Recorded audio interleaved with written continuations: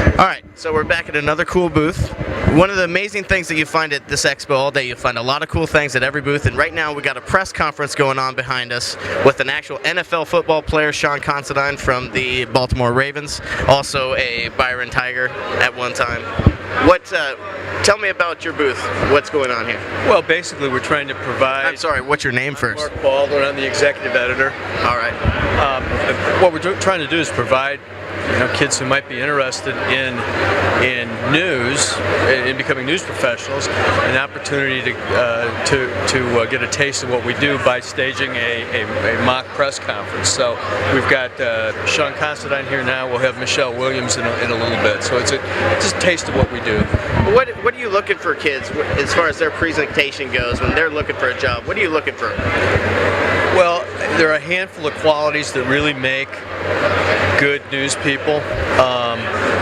One of which, and maybe most important, is just a relentless sense of curiosity. The best news professionals are relentlessly curious about the way the world works, both at the micro level, neighborhoods, at the city level, at the national level, at the international level. The people who want to know how things work.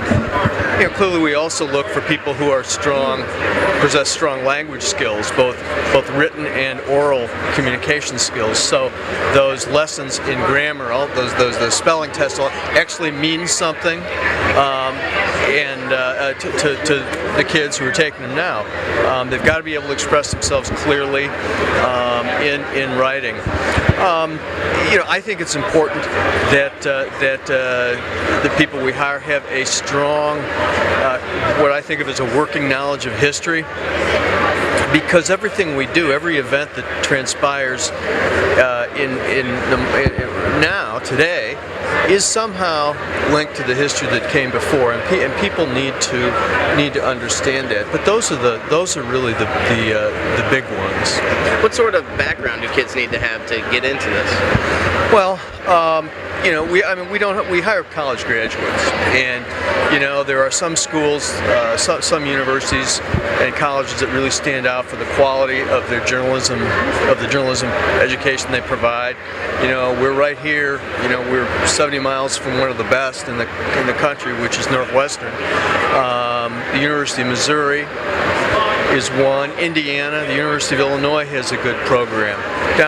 Closer to home, Northern Illinois has a nice program. We have a number of people from there, but everybody has a degree, and we've actually got a number of people on staff who have master's degrees. So the professional degree, that kind of preparation is important. It's a combination of book learning, but also practical experience, and that's what the best college programs offer is strong academic book learning, as it were, and strong field training. What sort of pay scale are kids looking at? We start people out around $31,000 a year, sort of like a teacher. But at the upper end, it's particularly if you're in management, you can make well into six figures. When you're a journalist, talk about maybe the travel opportunities that kids get. Good question. First of all, it varies. Okay, it's hard to generalize, but give you one example: the Associated Press, which is the world's oldest news and most extensive news service, as it were, has people all over the world. Most of what you read from Afghanistan, from Syria, what you read from Iraq, that's done by Associated Press journalism, some of whom are native to the regions of the world that they're covering, some of whom are American nationals, or U.S. nationals, trained at one of these schools I'm talking about, but then who apply their trade around the world. But some people want to enjoy covering strictly local events, and so we have a couple of people on the staff who were actually born and raised in Rockford, in Northern Illinois, and are just experts on what goes on here and why. So your career can take you there are lots of different career trajectories. Right. So a lot of these kids here, they're coming to the booth. What would you say to an open-minded kid about, or what would be your first pointer that you would give an open-minded kid about going to these booths or going to interview for a job? Well, I think you just said it. It's keep your mind open. They say I'm a baby boomer, and I've not worked in one place my whole career. But these young people today are probably going to have 2, 3, 4 careers. Develop, and so somebody who starts in journalism may end up as a corporate communicator. Someone who starts in the law may end up working for a large insurer, a large corporation, or in our industry. But you want to build some solid analytical skills, whatever you do. Okay, solid, critical thinking skills, strong writing skills, because that's going to stand you in good stead, whatever you do. But it's keep an open mind, and if you're 15 years old, don't foreclose any options. So, keep an open mind.